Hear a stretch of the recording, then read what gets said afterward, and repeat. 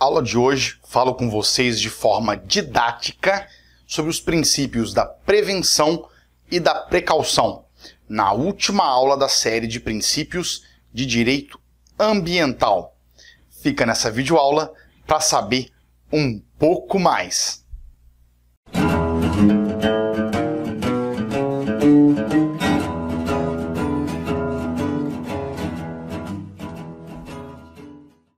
Como vai minha cara? Como vai meu caro? Bom, última aula de direito ambiental na parte de princípios.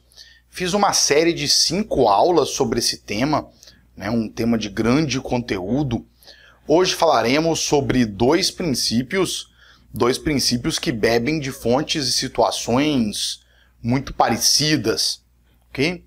2 princípios dos mais importantes dentro do direito ambiental.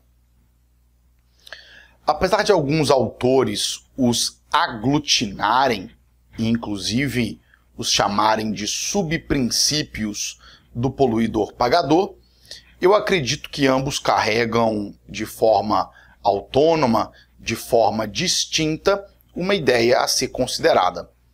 Ambos princípios, prevenção e precaução, apresentam premissas semelhantes. Primeira premissa: os danos ambientais, na maioria das vezes, são irreversíveis, são sérios e são irreparáveis. Como que a gente vai erradicar os efeitos de Chernobyl? Como recuperar uma espécie de fauna que foi extinta? Como medir o quanto de prejuízo foi o desmatamento de uma área florestal com tamanha biodiversidade, Pantanal, Amazônia?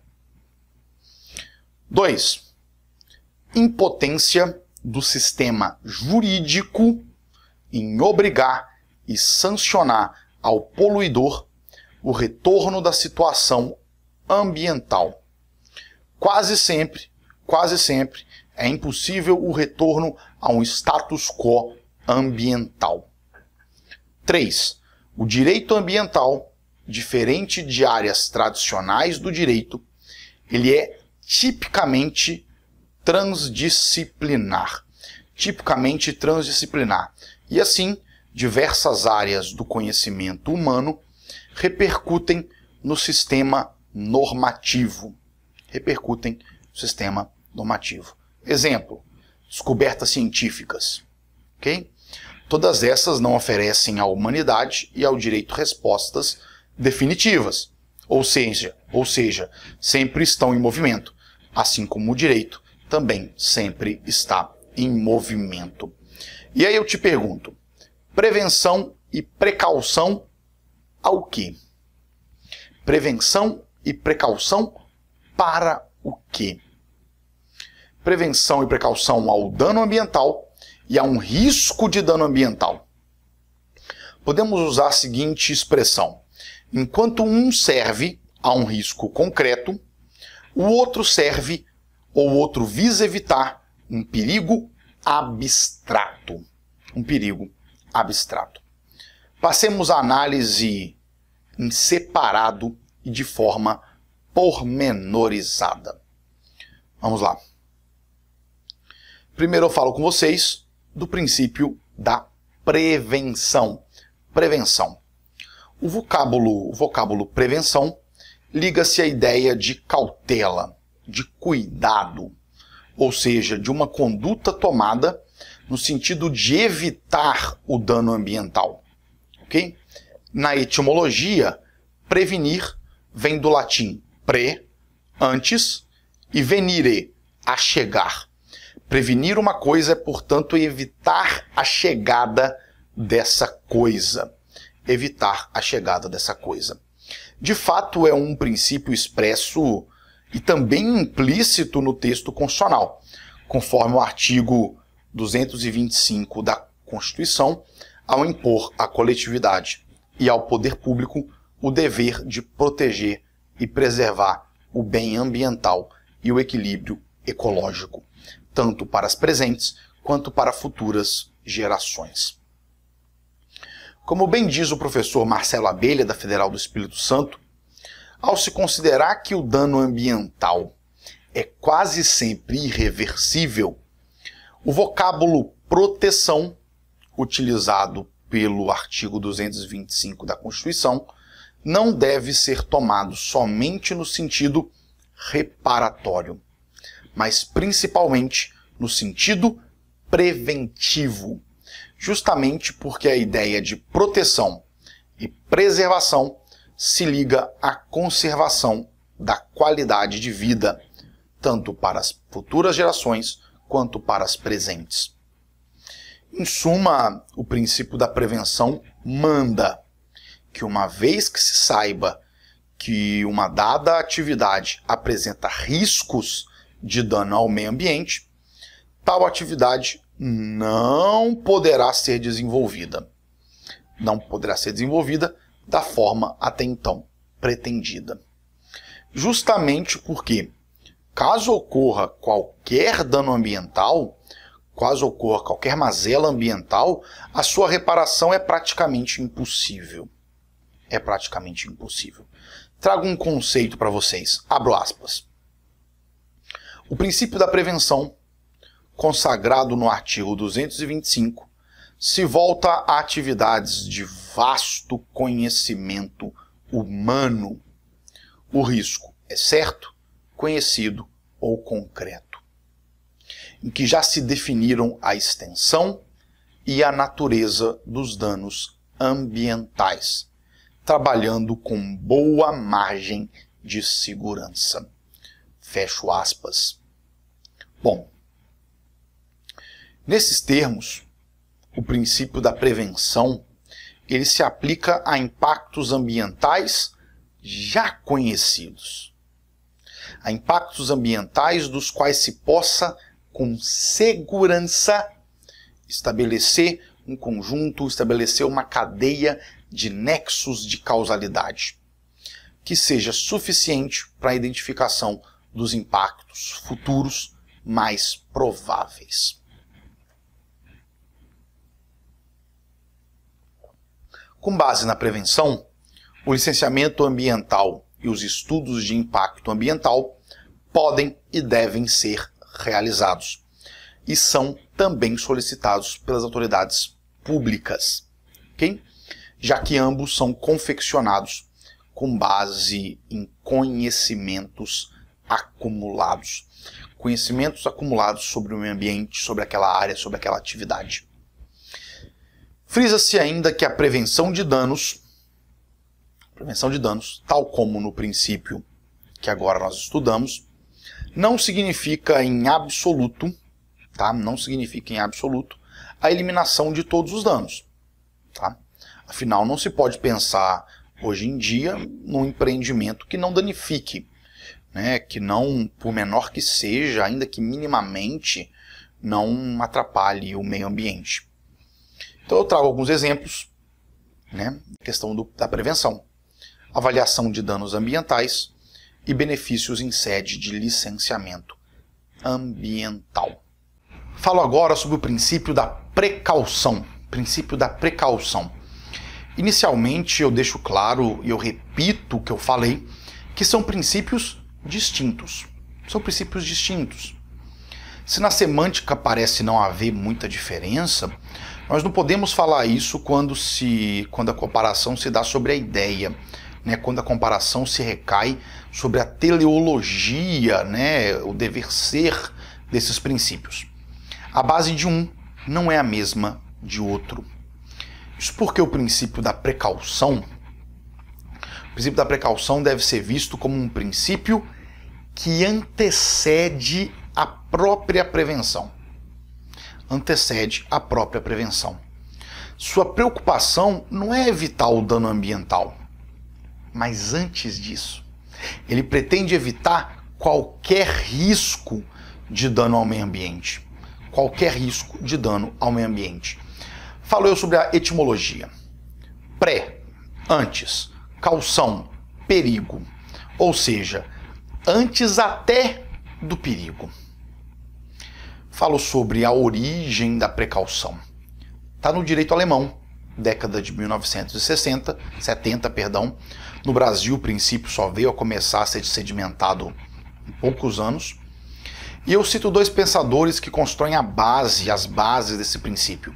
Primeiro, Eckhard Rembinder, abre aspas, a política ambiental não se limita à eliminação ou redução da poluição já existente ou iminente, proteção contra um perigo, mas faz com que a poluição seja combatida desde o início, proteção contra o simples risco, e que o recurso natural seja desfrutado sobre a base de um rendimento duradouro.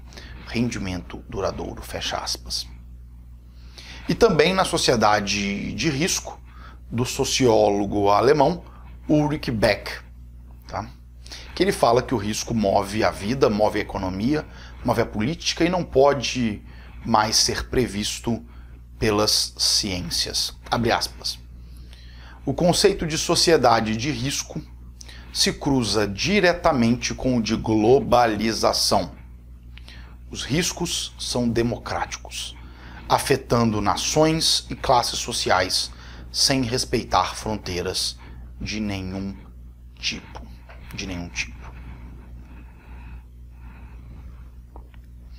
Para criar as bases da precaução, eu cito dois exemplos bem primordiais, bem leading cases desse princípio.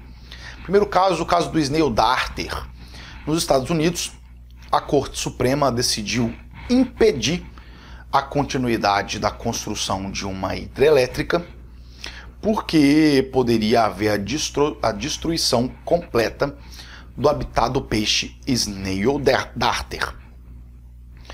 Um grupo de ambientalistas, preocupados com o rumo, preocupados com as consequências ambientais de uma hidrelétrica no rio Little Tennessee, encontraram uma espécie, okay?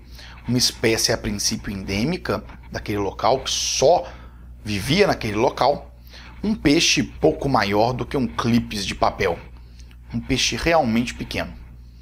E disse o tribunal sobre esse caso, abre aspas, o valor desse patrimônio genético é incalculável.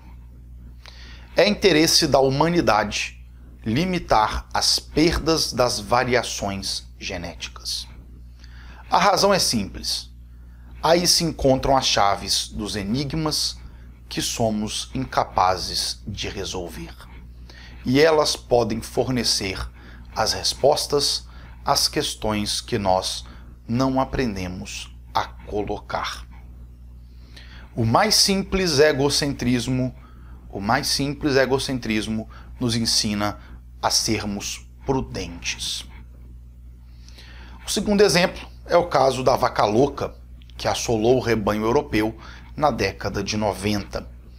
E se suspeitava que a transmissão pudesse se dar pela alimentação do rebanho, pela ração do rebanho. Cortes abruptos na produção da ração prejudicaram muitos empreendimentos, ainda que sem a certeza científica de nada. Mas, de fato, o farelo de ossos poderia ser um vetor de transmissão do mal da vaca louca. Bom, exemplos dados, retomo a análise concreta da precaução para explicar a questão do perigo abstrato e da incerteza científica. Como assim perigo abstrato? Nos casos em que é sabido que uma atividade pode causar danos ao ambiente, vai causar danos ao meio ambiente, atua o princípio da prevenção. Atua o princípio da prevenção para impedir que o intento seja desenvolvido. Ao menos não da forma previamente pensada ou previamente compensada por aquele empreendimento. Contudo, existem casos em que não se tem certeza se um empreendimento pode ou não causar danos ambientais. E se causar danos ambientais, qual a magnitude desses danos? É justamente nessas hipóteses em que atua o princípio da precaução. Como se vê, o caráter essencial e de difícil renovação dos recursos ambientais manda que o cuidado seja redobrado, triplicado. A intenção não é apenas evitar os danos que se sabe que podem ocorrer, né, que são certos de ocorrerem, que atua a prevenção, mas também evitar qualquer risco de sua ocorrência. É o caso da precaução. Tem-se utilizado assim o postulado da precaução quando se pretende evitar o risco mínimo ao meio ambiente, ok? Nos casos de uma incerteza científica sobre a sua potencial degradação. Bom, como bem diz, e eu repito os ensinamentos dele, professor Marcelo Abelha, quando houver dúvida científica da potencialidade do dano ao meio ambiente que qualquer conduta possa causar, e aí ele abre um parênteses, por exemplo, liberação e descarte de organismos geneticamente modificados no meio ambiente, utilização de fertilizantes ou defensivos agrícolas, instalação de atividade ou de obra, etc. E continua. Incide o princípio da precaução para proteger o meio ambiente de um risco futuro. Passo a leitura das fontes e dos conceitos advindos dessas fontes.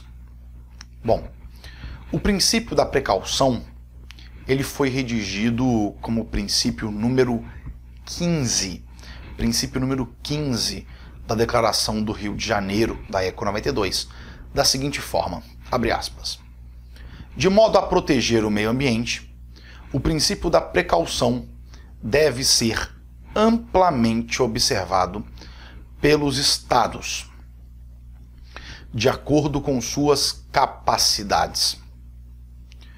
Quando houver ameaça de danos sérios ou irreversíveis, a ausência de absoluta certeza científica não deve ser utilizada como razão para postergar medidas eficazes e economicamente viáveis para prevenir a degradação ambiental. Atenção, apesar do uso prevenir, ele fala da precaução. Ou seja, resumindo o que eu acabei de falar, a incerteza científica quanto a ser poluente ou não uma atividade, ela não pode ser utilizada contra o meio ambiente. O que se evita é que no futuro se perceba, se veja ou se presencie que uma conduta não deveria ter sido permitida e lamente-se o dano ambiental já ocorrido e nada pode se fazer. O que nós temos então é uma inversão na lógica. Ao invés de caber aos órgãos de proteção ambiental provar que uma atividade pode causar danos ambientais, é o empreendedor que deve demonstrar de forma cabal, de forma certa, que a sua atividade, que a atividade que ele propõe, não apresenta qualquer risco. Ou que pelo menos se tenha um risco mitigado, né? Um risco controlado. Aliás, justamente com base no princípio da precaução, justamente com base nesse princípio, que o Superior Tribunal de Justiça já entendeu que aquele a quem se imputa um dano ambiental, ok? Aquele a quem se imputa um dano ambiental, seja efetivo ou seja potencial, é quem deve suportar o ônus de provar que a atividade que desenvolveu não trazia nenhum risco ambiental. Ok? Passo a leitura do informativo 418, que traz esse caso. Leia comigo. Dano, meio ambiente, prova. Inversão.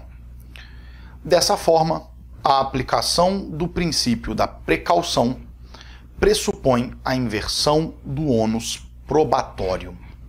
2 pontos. Compete a quem se imputa a pecha de ser, supostamente, o promotor do dano ambiental, a comprovação de que não o causou ou de que não é potencialmente lesiva a substância lançada no ambiente. Fecha aspas, STJ, segunda turma, RESP 1060-753 de São Paulo. Caso esse julgado em 2009. Bom, o ônus da prova, nesses termos, é do proponente de um empreendimento. É ele quem deve provar que a sua atividade, é ele que prova que a sua atividade não apresenta riscos ao meio ambiente. Não apresenta riscos ao meio ambiente. Caso contrário, restando alguma dúvida, o princípio da precaução manda. O princípio da precaução ordena, pelo bom direito, que a atividade não seja desenvolvida. Tá? Ou pelo menos não dessa forma. Como bem divaga o professor Marcelo Abelha, né, que considerando que o desenvolvimento científico em prol dos meios de produção é sensivelmente mais rápido, então os meios científicos da produção são mais rápidas que o desenvolvimento científico de técnicas de proteção do meio ambiente, né, nesse comparativo é mais rápido a produção, a tendência é que justamente se adote com muita frequência o postulado, o princípio da precaução, ok? Na medida em que se torna cada vez mais difícil apurar com certeza científica, apurar com certeza se essa ou aquela atividade pode causar degradação da qualidade do meio ambiente. Certo? Entendido? Bom, espero que tenham entendido o objetivo dessa aula. Espero que os princípios da prevenção e precaução tenham ficado claros, né? Espero que tenha tudo sido bem explicado. Mas quaisquer dúvidas eu estou à disposição. Podem me procurar, seja no Instagram ou nos comentários desse vídeo. Eu estou plenamente à disposição. Se inscreve no canal para receber as próximas aulas, para receber a notificação das próximas aulas sobre direito ambiental. No mais, um forte abraço e até a próxima aula.